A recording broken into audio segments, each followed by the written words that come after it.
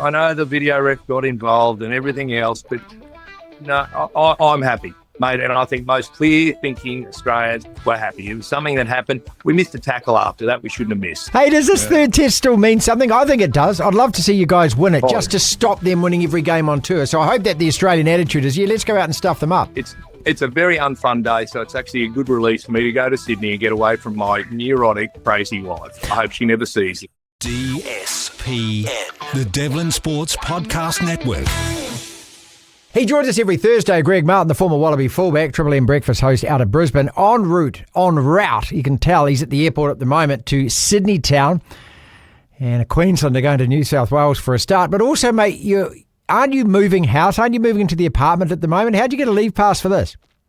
Well, I've got a leave pass because I agreed to do this one lunch. I agreed to do a lunch today. There's a lunch tomorrow. Then there's 2 dinners I was supposed to speak at on Saturday before the test match. And the wife has claimed that if you don't get back tonight, I'm only able to do tonight, so I've had to cancel the rest. If you don't get back tonight, she'll kill me, which I don't know whether to report that to police, but I said to her, what method are you going to use? Yeah. And that completely, she said, don't worry about how it will. Yeah, I got a list as long as this, she says. Yeah, many ways, and they all heard. All right, British Lions come every 12 years. Yeah.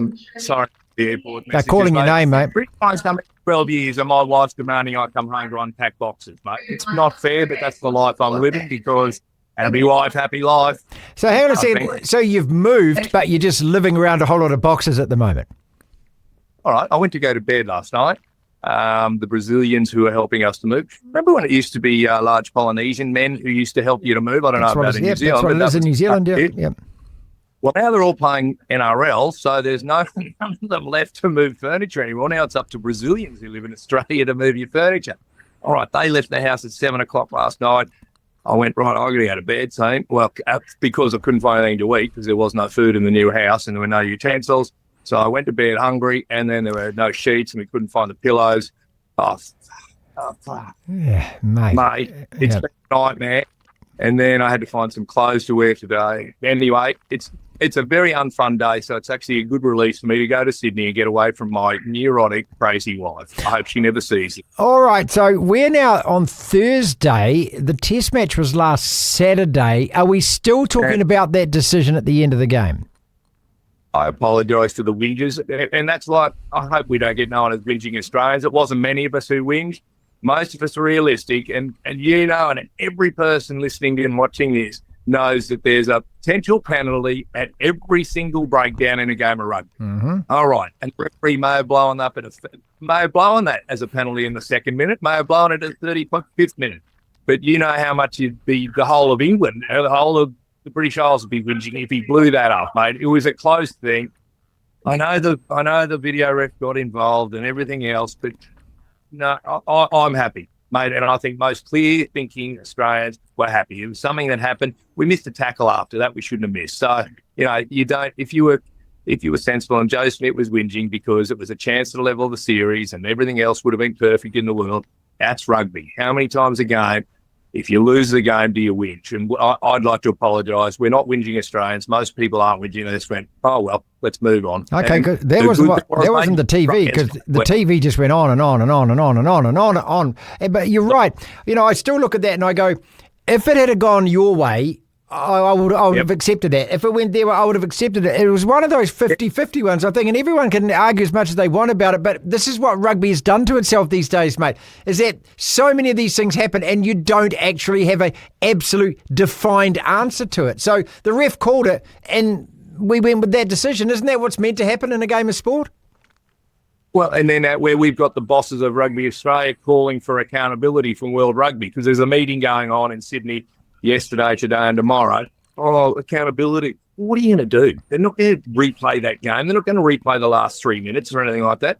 Move on, because what it does, it says to kids, you can keep whinging and whinging at refs. It's probably a really bad example. So, the best thing was we were good. Yeah. We were finally good. We haven't been that quite some time. So, Joe Schmidt, please take a pat on the back and go, you've got us somewhere. There was some poor selections. Another 3 players and we could have won that game. If you put Tate McDermott at halfback, we might have won that game. if he had Taniela Tupou in the scrum in the second half, we could have won that game. Maybe Lucan's 50. Yeah. We could have, should have. It didn't happen. And we move on, and hopefully we play well tomorrow night, on Saturday night. You know, I feel for your mate, Michael Liner's son, because that dropped ball from him was so costly. That was effectively 12 points at the end of the first half, mate. Tom Liner. So you went, you went from 23-5 to, in the end it was 23-17 at halftime. And you were saying the previous week, it's all about minimising the mistakes. And if you don't make mistakes and you don't give the ball back to them and those kind of things, imagine what Australia could do. Well, we saw a glimpse of that. We saw it for 30 minutes. That's right. And we were getting out the advantage line finally, as opposed to that first test. We were poking our nose through. We were playing front foot ball and getting decent ball. Tom Liner wasn't a star by any means, but, as a 22-year-old, we'd prefer a 30-year-old who'd played 70 tests. He would have controlled that game and closed it out. Because an 18-point lead, you should not, if you're a half-decent player, you should not lose that game.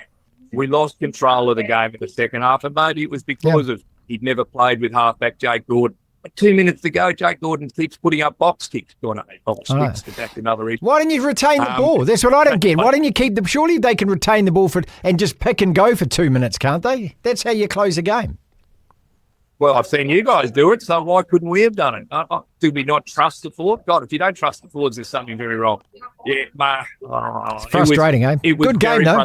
Great game to watch, mate. Brilliant game. We were good enough, but not. We were almost good enough, but not good enough to do that, lady. And to be a good team. And Joe Schmidt goes, and again, we took a lot of learnings. Righto, we've learned enough. It's about time we started beating teams like the British Isles, like the All Blacks, but it did get a few eyeballs. Like even yesterday, I went to the, we call them dumps, refuse transfer stations, whatever you call them. Yep. Get rid of a load of rubbish. And the guy at the booth, like no one engages you. Like if you're in New Zealand, that dump guy would speak to me every day. He'd want to speak rugby, but finally people want to talk. They've been talking rugby this week. So that's a good thing. Is that up? That's a tick. Yeah. I also think what's good is that you're obviously out in the general public bit here. You're not in the lounge, are you? Because most people that we speak to in these kind of things are tucked away in the Qantas lounge or something, but you're not. You're out there in the general public. Marty, working 25 years on Fox Sports, which ended 5 years ago, I had a lifetime platinum membership. That's gone. I'm back with the plebs, mate, being a povo. Hey, does this third test still mean something? I think it does. I'd love to see you guys win it just to stop them winning every game on tour. So I hope that the Australian attitude is, let's go out and stuff them up. It seems to be, mate. Unfortunately, we've lost Rob Valentini. That'll hurt us because he was giving us a lot of thrust in attack. I hope the rest of them stand up. It means a hell of a lot, mate. It's silver medal behind beating you guys because, as I keep telling you, when we start to beat you guys, we start to really engage the rugby public because it's embarrassing. Mate. So, yes, it's really important, but not as important as beating you blokes. And tomorrow night also, well, actually, if we've got this on the Friday, it's going to be tonight, is the Dolphins against the Warriors. And that is a really crucial game for the Warriors because they're just a little bit uncertain the way they're playing at the moment. Your Dolphins are not. Yeah. Mate, the Dolphins had the worst injury toll in the whole league. They keep fronting up. There's something about them. You know what they do? They score points really easily. Yeah, so be very worried. I know it's at home, but you were beaten last week at home. If the Dolphins beat you, they will definitely make the 8. If you beat them, you might. If you don't win, you might slip out of the 8. But I don't know. We'll slip out of the 4. We'll make the 8, I think. Yeah, we've got enough points to be 8. Slide out you will make the 8, but you'll slide out pretty easily. Can I just reaffirm, you are the second favourite team of nearly every Australian. So if you've got any doubts, we love you. This is the DSPN.